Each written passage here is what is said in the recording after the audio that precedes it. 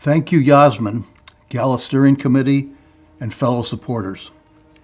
I'm here tonight because you've been with us since the association was started 41 years ago.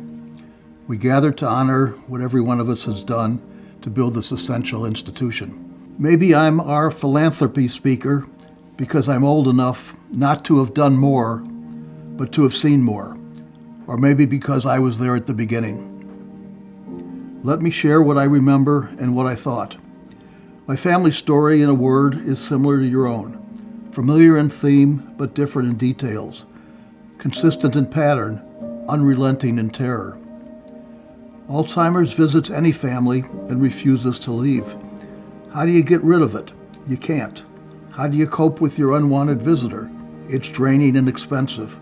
How does it leave when it's ready to take a family member with it? My mother was our unwitting victim. Talented, youthful, alive, she played the piano, violin, and sang. She sought out those on the sidelines, the elderly, the infirm, the unsure, and brought them into the mainstream. This was her joy and her identity. One day in the prime of her life, she began to feel the flame in her mind flickering, later diminishing, and finally burning out. She lost sight of the familiar, the mainstream, and even the sidelines. My father took charge. His stunning career was anchored in problem solving. That was in the commercial and social worlds. Alzheimer's was different. No matter what he did or how much he spent, he could not tame the disease. His final thrust called upon his greatest skill, business development. He merged 7 small entities into a much larger group.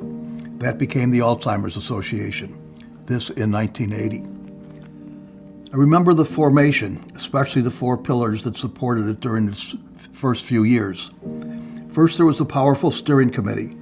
It represented science, administration, fundraising, and knowledge of the disease.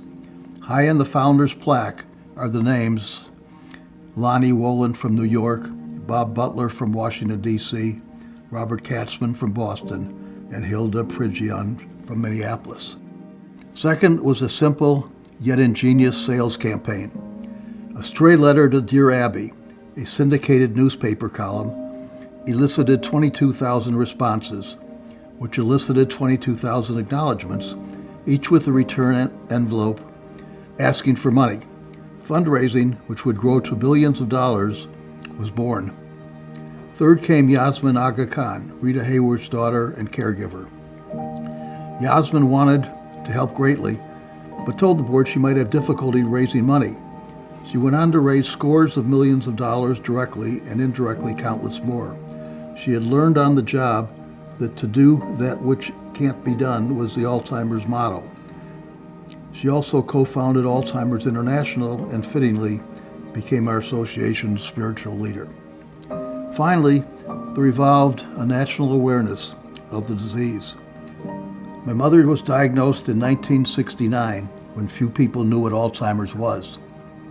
A decade later, there was a little improvement. When she succumbed in 1983, Alzheimer's had become a household word. In 4 decades, our association has accomplished a great deal. Foremost are the results emanating from research following 5 productive paths. Biopharma, where daily we learn much. Genetics, with risks but considerable promise. Lifestyle factors, with select evidentiary success. Early detection, which enhances the duration and quality of life. And caregiving, a standalone, remarkable achievement. We live in an era characterized by battling great diseases. It is COVID today, smallpox, polio, HIV/AIDS, and others within the past century. But these are viral diseases, where isolation of a virus can be treated with definity. Alzheimer's, however, is more like cancer, complex with multi-variations. Yet decades of research have made it possible for many cancer sufferers to be cured year after year. Our association is following this trajectory.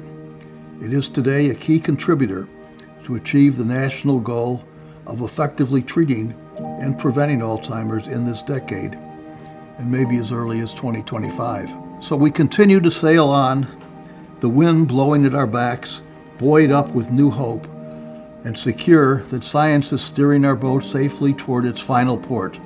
Then we can live out our lives no longer in fear of terror.